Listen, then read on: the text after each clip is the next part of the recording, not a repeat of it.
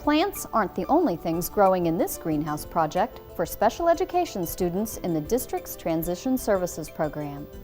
Middle school English language learners turn state test preparation into a fun competition. We'll see how the Pod Squad is putting Highlands Elementary on a world forum, and the Shadow checks up on school nurses, all on this episode of Spotlight on Shawnee Mission.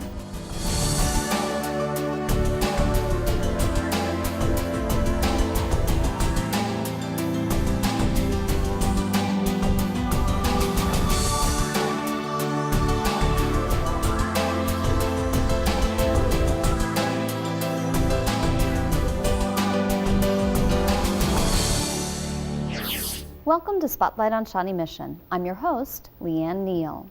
Some of the district's special education students are really digging into a new project. In fact, they literally have to get their hands dirty to get the job done.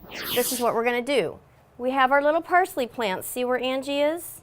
We've got little parsley plants. Remember, these are our babies. So what we're going to do is we're going to go down in the middle and we're going to pinch a little bit out of the center, and it makes it shorter and it makes it sturdier so it doesn't flop so much.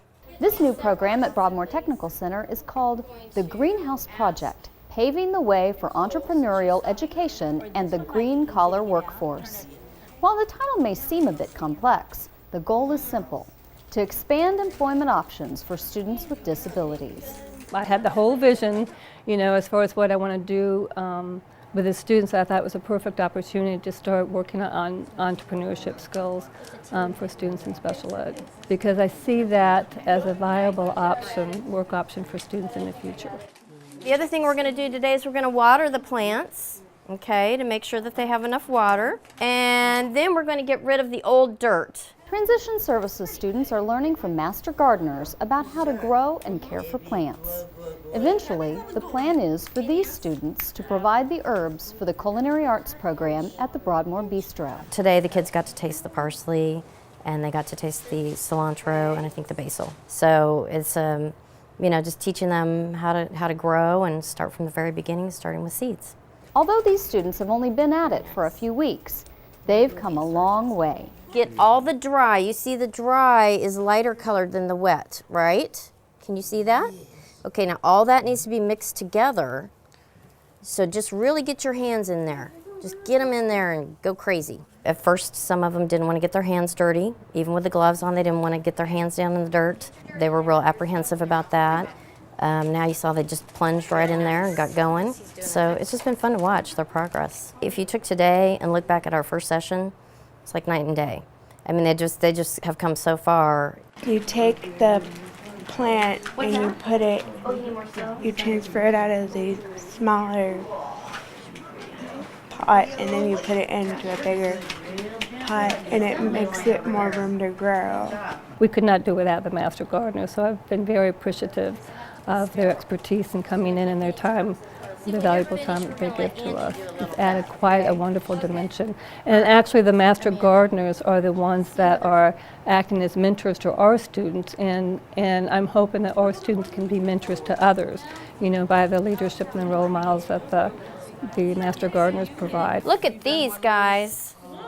Look at that. Aren't they beautiful? Yeah. In the planting process, those are all employability skills that they're learning. They're learning decision-making, problem-solving. They're building self-confidence, leadership abilities. We've had Peter one day was able to get another student in a different class to do some of the planting that the teachers could not do.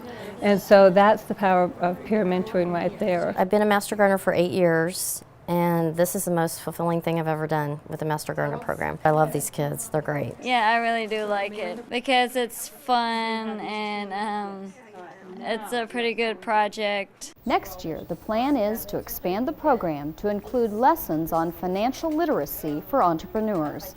Plunkett says that will let students take an active role in ordering supplies and keeping track of the money that's spent. If our students will end up becoming their own entrepreneurs, then if we can give them those skills ahead of time, they're going to be much more ahead of the game. I want the students to start looking in realizing that entrepreneurship and self-employment is a viable option for them. Plunkett started the greenhouse project using grant money from the Sprint Foundation. Up next, some of the district's English language learners find out preparing for state tests can be fun. Hi, I'm Brooke from Remarsh Elementary, and I read the book Rules by Cynthia Lord. This book is about a girl named Catherine who's about 10. Her life is a lot more complicated than you would think. Her little brother David has autism. Catherine is always having to babysit David. Every Wednesday, David has to go to occupational therapy. There's another boy named Jason that goes to David's clinic. One day, Catherine was drawing a portrait of Jason when Jason's mother came over and stopped her. There's another complication in Catherine's life. Her best friend is in California for the summer, and there's a new girl moving in next door. Catherine really wants to impress her new neighbor, but David is always getting in the way. To find out what happens to Catherine, you'll have to read Rules by Cynthia Lord. I rate this book 4.5 out of 5 stars. It's really awesome.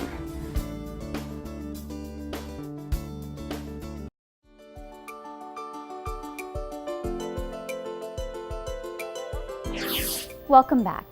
State assessment testing can be a stressful time for students and teachers. Now imagine trying to take the test in a language that you're still learning. It's a challenge facing the district's English language learners, but now they're getting some help thanks to a new program. About a year ago, I was trying to figure out a way that we could motivate our ELL students to really achieve, and because the test is so difficult, the Kansas assessment test, and so we were looking for a way that would motivate them to continue learning, even though they feel as though they're far behind. Out of that came the idea of a competition. I talked with some ELL teachers, and they loved the idea, so then we started moving on that, and everybody came on board. It's worked well. Welcome to the Shawnee Mission School District's first annual Academic Challenge in English. The one-day competition brought together teams of 7th and 8th grade students from the district's English language learner sites at Indian Woods and Trailridge. It was an opportunity for students to show their progress in math and reading, and to get more comfortable with the Kansas assessment format.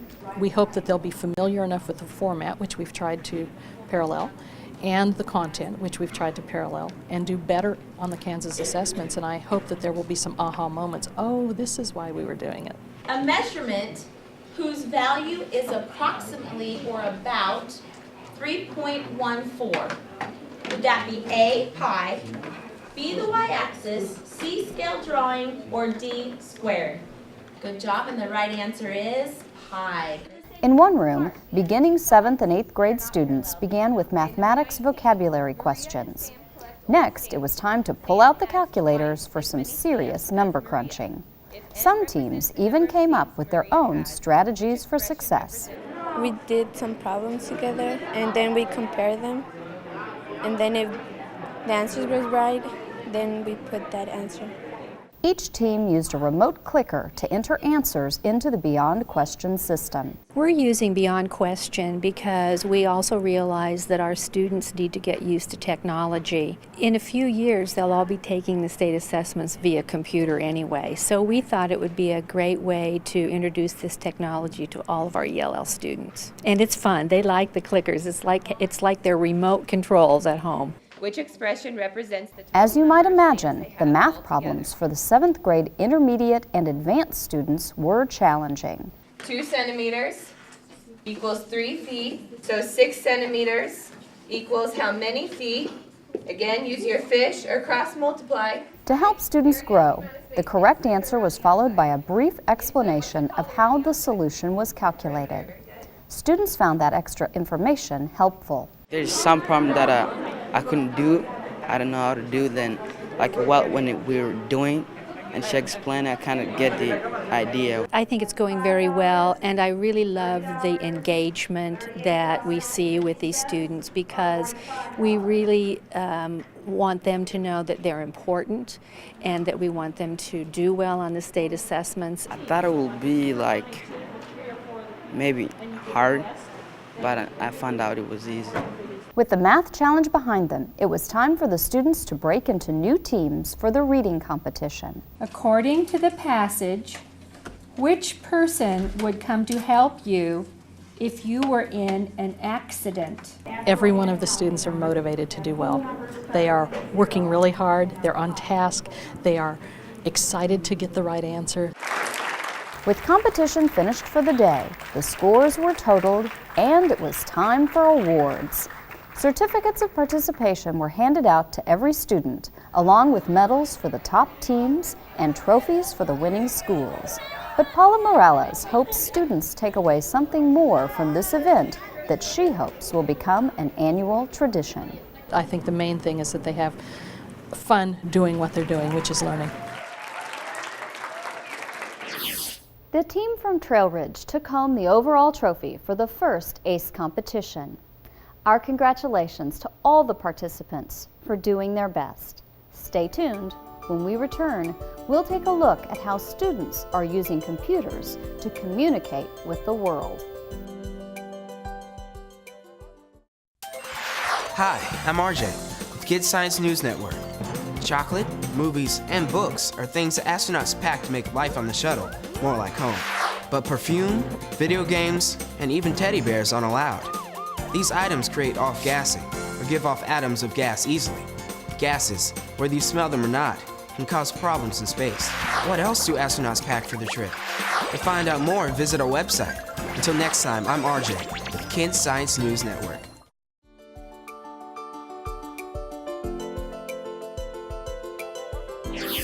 Some students from the Enhanced Learning Center at Highlands Elementary are putting their work out there for the world to see. For 3 years, the Pod Squad has been producing podcasts and posting them on the internet. We stopped by to see what these students are up to. Hey, all you kids out there who don't know how to work a podcast, this is the podcast for you. I'm here with William, Charlotte, Connor, and Brittany. A few years ago, when I first heard about podcasts, I thought that was kind of a natural fit for the students that I have because they love new technology and they really love to share what they've learned. Okay, now let's just give them one-by-one steps. First, choose a topic or something you love to research. It's sort of like how you would see like internet shows or something online. Instead of movie, it's just sound.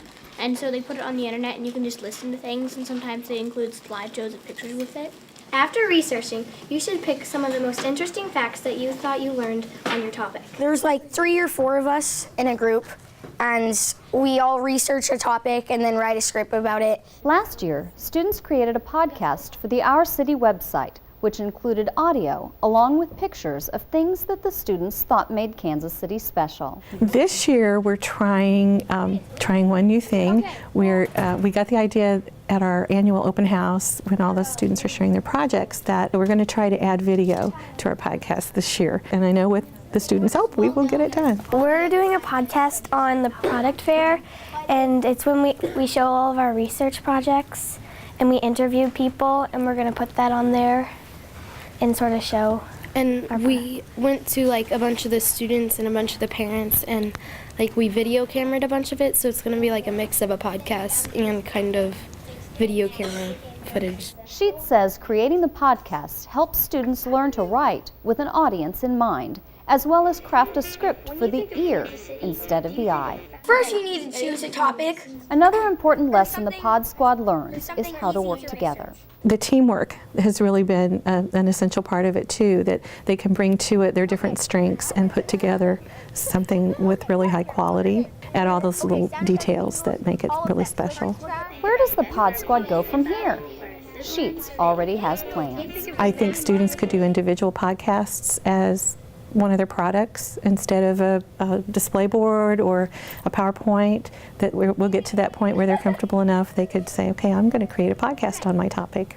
And that could be shown not just here in the building, but it's going to be something that's out there for the whole wide world to enjoy. So the audience grows tremendously, and I think that's very motivating to the students when they know, hey, anybody could listen to this, it's got to be good. It's great and it looks really cool. Yeah. And you didn't think it was going to be that cool, but then it is. They're very eager to step up and try it. It's not intimidating to them at all.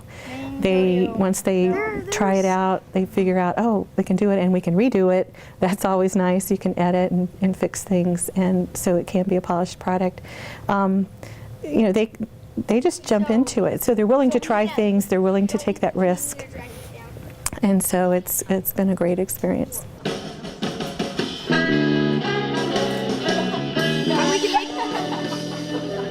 That's not bad. That's not bad. The Pod Squad really is on the international scene. Sheets even received a call from a teacher in Germany who wanted to put the Pod Squad's podcast on his website and to use it as a model for his students in Berlin. You can check out the Pod Squad on iTunes by searching for Our City, then selecting Kansas City. Up next, the cure for what ails you, as the Shadow makes an appointment with Santa Fe Trail's school nurse. Stay tuned. Hi, my name's Brandon from Blue Jacket Flint. I read Free Baseball by Sue Corbett. It's about a boy named Felix that is 12 years old. He loves baseball. He escaped from Cuba to come to the United States. He won tickets to a baseball game, and after the game was over, he snuck onto the other team's bus. The team thinks he's the new bat boy, so he plays along. To find out what happens to Felix, read the book. I thought it was an outstanding book. I give it 5 stars.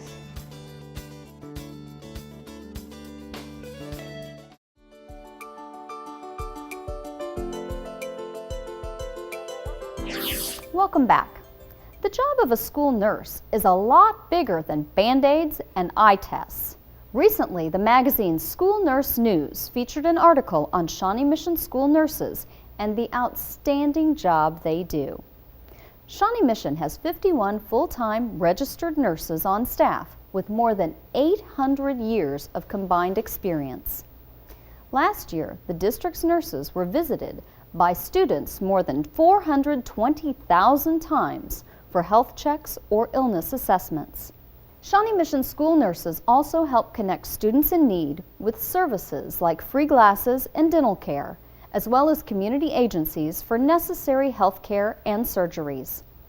Thanks to Mission Valley's school nurse, Patricia Seligson, for compiling these facts and figures. At Santa Fe Trail, school nurse Dee Chaffin has treated her share of scrapes and cuts, but she also likes to get into the classroom to teach students important health lessons. Today, we are going to talk for just a few minutes on keeping yourself healthy. What is the most important thing you can do? Wash your hands, right? On this morning, 4th graders reviewed some of the best ways to keep themselves healthy. Okay, on 3, everybody show me how you're supposed to cough. 1, 2, 3. Oh, good. After the lesson, it was time to learn a little more about Nurse Chaffin. How long have you been a school nurse, and how long have you been here at Santa Fe Trail? Well, I have been a school nurse. This is my 4th year. I've been a nurse for almost 30 years, but this is my 4th year as a school nurse. It is the best nurse job I have ever had. All right, you guys are good. So we all can do better. Or we all can do better on hygiene. Everybody can. Well, we saw you teach a lesson today. Roughly, what percentage of your time is spent out teaching about health? I'd love to be in the classrooms all the time. Like they said, come back tomorrow. I would have loved to be able to do that all the time. So the teachers are very receptive to me coming. Every time I say, hey, I have this idea, can I come in and do it? I always get, yeah, I'll come, please come. I get in the classroom maybe a couple times a month. What do you find the most rewarding? You know, it's kind of the little things that you can do as a nurse when there's a child that needs a resource or just needs a little bit of extra help, that you can kind of go behind the scenes and help them be able to be their healthiest and just be able to learn and be more comfortable in a school environment. That's really, really what I love. If your friend has a cough and forgets to cough like this and coughs like this, and then touches the desk, and then you come by 2 seconds later and touch the desk, and then you have germs on your hands. So there's a safety zone, your eyes, nose, and mouth. and you want to keep your hands away from that area. Tell us, how do you select your lessons, or how do you determine when you need to go in to talk about a health issue? A lot of that is just relationships with the teachers, and the teacher will come in and say, hey, we're having a problem with this, or I can't get them to wash their hands, or there may be a new child coming with a seizure disorder, or all sorts of different things that we can go in and do a little bit of anticipatory teaching for. So really it's the communication between the teachers and myself that really kind of spurs what I talk about. One interesting thing is that districts that provide a school nurse in every building, like Shawnee Mission does, the attendance rate is so much higher. So kids stay because a nurse can evaluate them and say, okay, yeah, you're not feeling great, but you're not contagious, and you can make it in school today and you'll be fine. Versus buildings that don't have that kids don't feel well, and then there's no one to help make that decision. I can help get them better so that they can get back in the classroom and ready to learn. Let me take a look at your knee before you leave. Are you okay? Yeah, I just need a little bit of ice. Okay. Thank you. You're welcome. People think that school nursing is just a lot of putting Band-Aids on, but there's so much more to my job. There's kids with chronic illnesses. Every school has some kids with pretty severe chronic illness, from diabetes to significant asthma, autoimmune diseases. There's lots of kids. People think, wow, you do those technical skills in the school? And yes, we do tube feedings and lots of things like that during our school day. Wellness programs are another part of a school nurse's job. One that Chaffin helped to bring to Santa Fe Trail is Girls on the Run, an after-school club that offers a fun way for girls to prepare for a 5K. I walk every day, and the principal is a runner every day, and I thought, gosh, that would be something that we could get the girls interested in. It costs absolutely nothing to run every day or to walk every day, and it's a lifelong skill for kids. And parents here at the school are just very, very supportive of any wellness programs, and we were lucky enough to get scholarships for some of the girls that needed a little extra help with making the fees. And last fall we started with 13 girls, which was the biggest group at the time in the city. And then the girls wanted to do it again this spring, and we said sure, and we went from 13 girls to 26 girls, which is great for a building with 300 kids, and you have to be from 3rd grade to 6th grade. It's a great, great program. And then we'll do a practice run in mid-April, and then we'll do the Mother's Day run over Mother's Day weekend with the girls. And it is just so fun, and the girls are so proud of themselves when they complete that. Before I left, I had to have Nurse Chaffin show me some new technology that makes one aspect of her job much quicker and easier. It's called a temporal scanner, and it's an infrared thermometer that you run across the forehead and get the temporal vein, and it just picks up the core temperature then. So yeah, it's pretty cool. So you want me to try it? Sure. Okay. Sure. Absolutely. Okay, and the kids love it because it's takes 2 seconds to do. And then you check behind their ear, 98.9. We try really hard in this building to make sure that from the ground up the kids feel safe and healthy, and that they're ready to really make the best out of each day. Really try. Thanks to school nurse Dee Chaffin and the students and staff at Santa Fe Trail. That's all the time we have for this episode of Spotlight on Shawnee Mission. Join us again as we continue to feature the programs and people of Shawnee Mission who are helping guide students to success. Thank you for watching.